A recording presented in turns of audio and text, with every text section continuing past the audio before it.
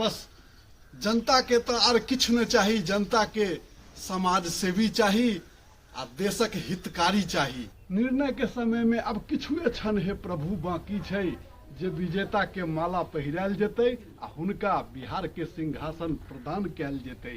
एहि बेर प्रभु कनि ध्यान रखबै जे कुर्सी पर बैसै जे कोनो गोटे विजेता हेथिन, जे शासक हेथिन बिहार के, ओ जे कुर्सी पर बैसथिन तऽ हुनका नीक विचार देबै, अहाँ नीक स्वभाव देबै। नमस्कार प्रणाम सब गोटे, केहन छी? आशा करैत छी जे सब गोटे नीक हैब, कुशल हैब, निरोगी हैब। तो हम ललित नारायण झा हरिहरपुरिया मिथिला से 2025 बिहार विधानसभा चुनाव के परिणाम बस किछुए घंटा के बाद सामने आबि रहल छै जनता के। तो बस सबके मन में धुकधुक्की छै लागल, की हेतै, केना हेतै, केना की करबै।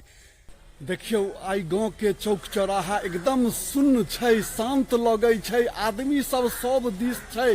देख सकै छियै सब दुकान दौरी में बैसल छथिन आदमी सब, लेकिन गुम छथिन, सोच रहल छथिन। आब यानी बात करऽ के समय नहीं छै, सब मन से विचार रहल छथिन कि परिणाम की हेतै। देखै छियै बाजार में पूरा अफरा तफरी छै, सब गोटे एकदम